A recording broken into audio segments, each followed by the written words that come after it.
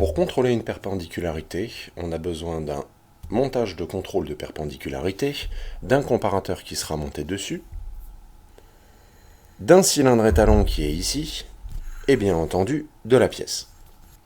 Première étape, il faut étalonner le montage de contrôle de perpendicularité. Pour cela, on va positionner le cylindre étalon dessus. Quand je fais coulisser le cylindre étalon le long de la réglette du montage de contrôle de perpendicularité, on voit que le comparateur atteint à un moment un point de rebroussement, un point où l'aiguille change de sens de déplacement.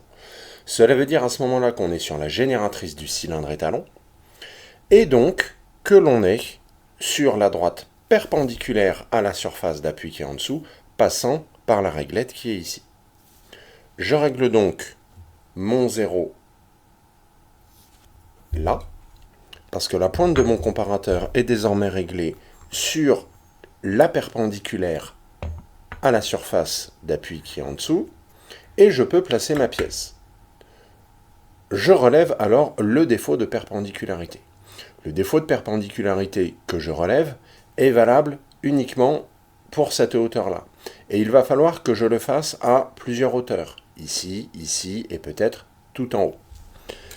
Cela dit, quand je vais déplacer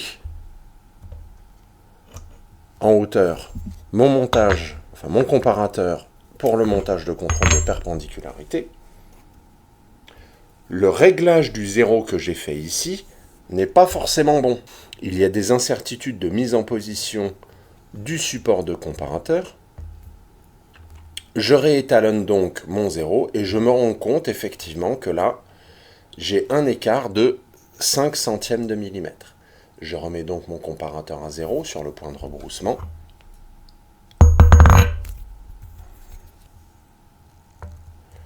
Et je vais relever le défaut de perpendicularité.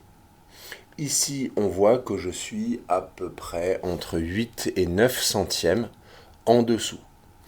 Attention, il ne faut pas oublier que, par définition, vu qu'on s'est réglé sur la perpendiculaire qui passe par la règle est à un niveau 0.